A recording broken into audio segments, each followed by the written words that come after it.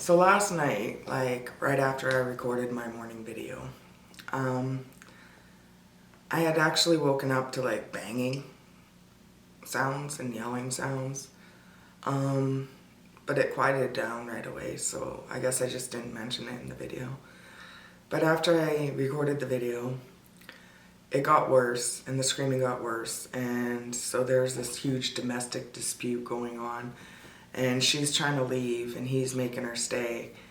And he's beating the shit out of her and throwing her around the apartment. You can hear her screaming and everything. So I called the cops. And about an hour later, while this is all continuing, she gets back out of the apartment and she makes it all the way to the stairs. And then he beat her down on the stairwell. And so she agrees to go back to the apartment with him. And there was a cab waiting outside for her.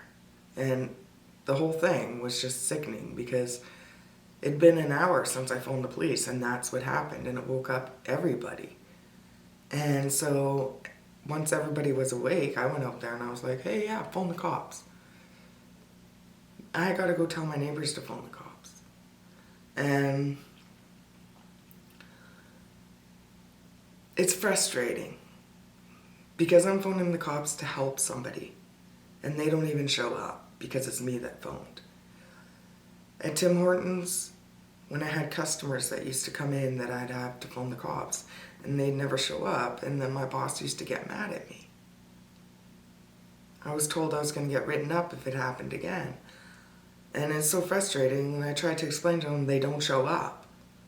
Like, I have to wait for the downtown crew that walks around to come through. And hopefully they come through at the right time. And I used to have to ask my coworkers to phone, and they'd be like, you're the supervisor, you phone, it's your job. And so the cops, I just gave up. And so, yeah, it's just so frustrating.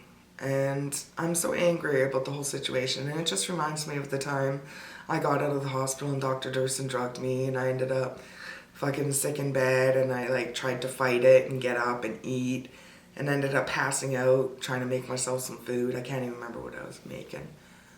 And I woke up and I thought it was birds chirping, but it was like my stove on fire. So yeah, I threw the pot in the sink, fucking threw some water on it, and then a whole bunch of smoke came out, and I opened up the window to air out the house. So I'm sitting by the window and I hear them. They say my name. Oh, it's just this person. So they drive away. Fire department just gone. And I think, what if I didn't wake up? I could have burned down the whole fucking apartment building. And like, what would it have took for them to actually come in and put out a fire in my house? It wouldn't happen. I have no health care. I have this do not impede order that's just fucking up everything. Like, it doesn't even faze me. Like, I'm allowed to do whatever the fuck I want. I could go out and be a little criminal if I wanted to. They just take pictures. And I choose not to. I hate the fact I phone the cops and they come and take pictures. I phoned the cops last year. It was my only other noise complaint. There was somebody outside that was like honking their horn constantly. This girl in the car, and there was like, she wouldn't leave, I guess. And this guy was telling her to leave. And so finally, after about 45 minutes of this, I phoned the cops, and I'm like, enough's enough. Like, get her out of the fucking car, get rid of her. And it pissed me off so much. So at the time, I was like mining gold, and so you get a lot of iron from that, and it's black, right? So I had a jar of iron, and I went out there and I threw it on her, and I told her I was highly drugged out at this time, mind you. I was lying in bed, sick as fuck. Didn't treat myself for parasites in ever, so I was really sick. And all I wanted to do was sleep. And this chick was fucking driving me nuts. So I go down the balcony and I'm like yelling at him. I'm like, fucking get rid of her. And he's like, I'm trying, I can't. It's a rental car and she won't get out. We need to take the car back. And I'm like, for fuck's sake. So I come back in and I grab this jar of iron and I ran out there and threw it on them. And then they fucking took pictures of me in the minivan. They were just like, click, click, click.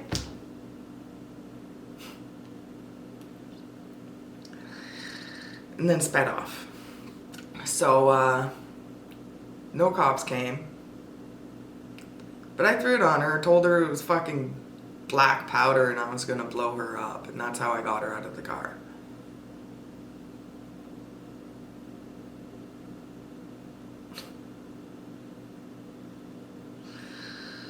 It's so stupid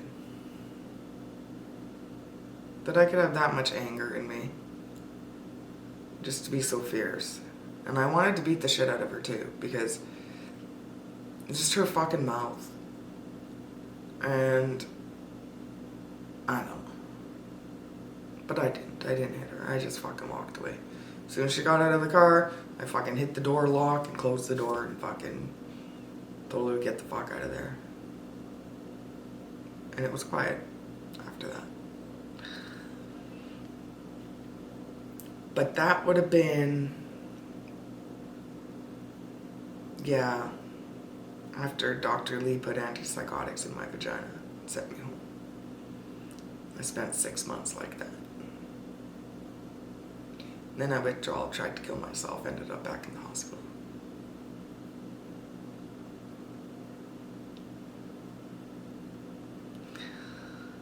I don't know. Just the disappointment I guess I have in the police department and the fire department, even to listen to these doctors and follow this do not impede. I do not believe that anybody should be left to be abused to see what happens. That's basically the end of the story. That's my life. And the thing about it is, like, Dr. Lee's one of the doctors in this study. And when I met him, he asked me how many children I had. You know, I named off the ones that I knew at the time.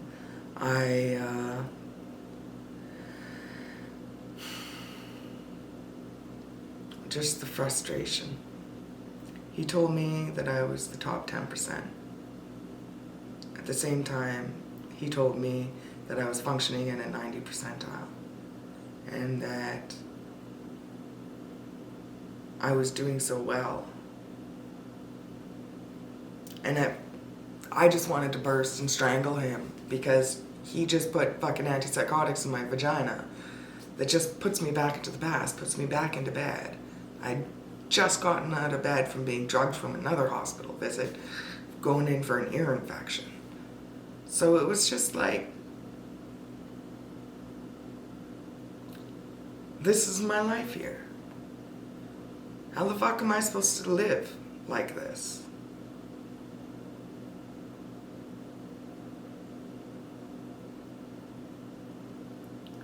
I'm so sick and tired of the words on the screen and the disaster it causes. And I really hope that when I move, those words aren't on the screen when I get there. There's no possible way that I'm gonna live out another fucking year like this. I'm gonna die if I stay. I've done everything in my power to get myself physically healthy enough to get to work, to at least work the summer. I'm more than well aware the medicine isn't a cure-all. I've been doing this for 2 years. I need the proper medical attention, and I'm not gonna get it here. I'm gonna fucking die. And I think my last give up basically is what it was. And I ended up in bed and I couldn't work anymore. And I had the wrong medicine and I got really sick. And I had stupid doctors, and I had wintertime lined up that was just, it's pretty full of horrible things in the winter. Year after year after year. Just fucking death and destruction. So, winters suck. And I tried my best to get doctors lined up and have a support network to get through that.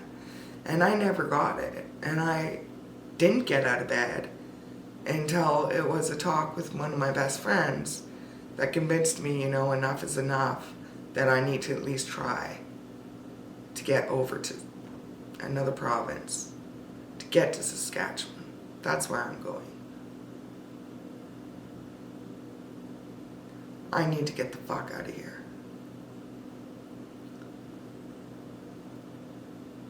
I don't want to get my hopes up that when I get there that the words are going to change, that I'm actually going to get the help I need. I really don't know. But I have to at least try.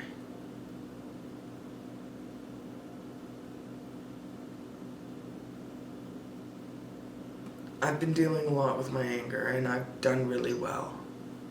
But this whole episode last night, and then it frustrated me, and I stayed awake all night, didn't fall asleep till 10 o'clock in the morning, and then I woke up at 10 o'clock at night. So I've been awake ever since. And this is just pushing me so much harder to move. To get the fuck out of this study. It's been abundantly clear to me that they're left me to die. They don't care. They write lies on the screen to make me look like a fucking monster. I get treated like shit everywhere I go. And I'm tired of it.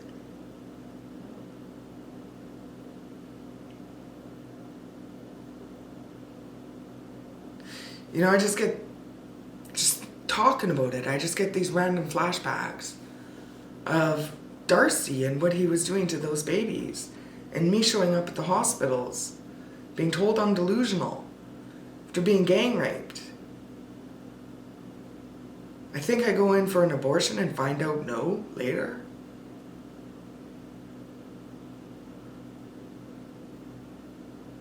I just find things out. Realize things. Never told anything. Never told about my body, my health.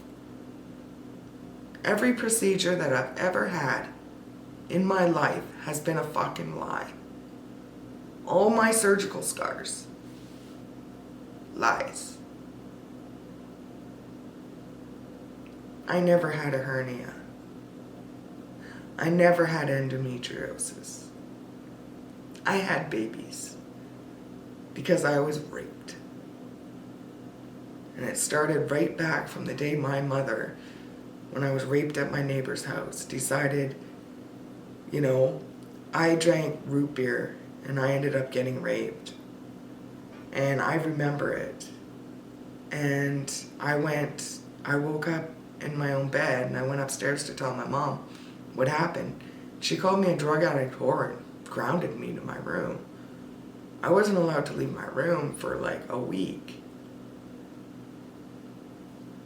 I snuck out of my room to get food, and I remember I got fucking and just screamed at, thrown away from the fridge.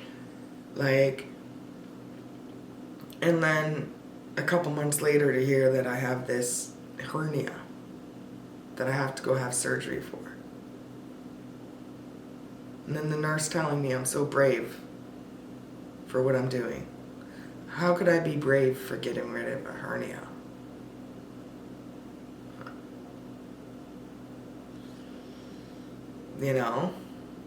It's just...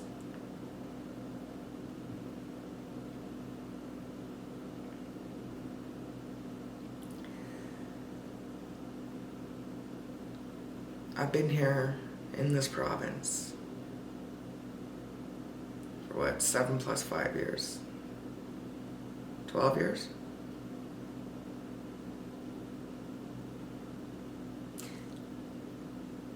nothing's gonna change. The only thing that's gonna make anything change is me taking some fucking action and getting the fuck out of this town. Getting the fuck out of this province and hoping to God there's help across the border.